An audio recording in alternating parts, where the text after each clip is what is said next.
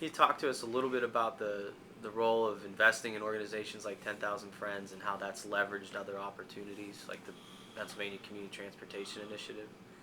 Yeah, well, I think it's a long-term commitment by Howard Hines Endowment and the William Penn Foundation, as well as a lot of other private donors and individuals, and um, essentially allowed us. It took us 3 years to essentially, when folks started saying, okay, how do you actually link land use and transportation infrastructure? And I think you and I went down to Atlanta, and we talked to Philadelphia, and we talked to other folks in Minnesota about how they were accomplishing, what were some of the ways that they were doing. And um, again, it was empowering people and opening up this black box of this transportation improvement or TIP funding. So it took us a while to work that through and ultimately get PennDOT to get on board, and they became true believers. And essentially, you saw this incredible market. So that even though the first round was only $60 million, but by the way, is twice as much as the HRA program, the Housing and Redevelopment Assistance Program,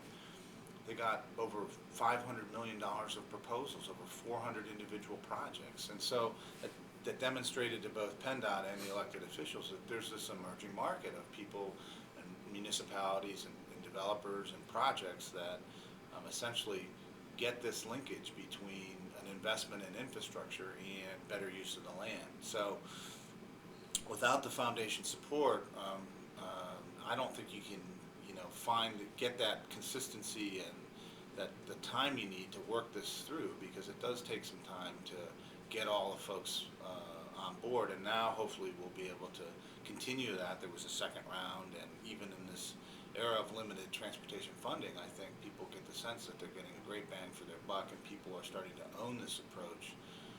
And hopefully now we can build on that with the work we're doing with RPOs and MPOs to try to get local folks even more invested in this concept and committing their own local dollars to that to match the statewide program. So it's really been a story about, leverage, the opportunity to kind of put money in initially, consistent investment, and then creating greater wealth or greater opportunity over time to invest in places. Yeah, I mean, it's not only leveraging, local and statewide resources, it's leveraging private investment in the right way. Great. Thanks.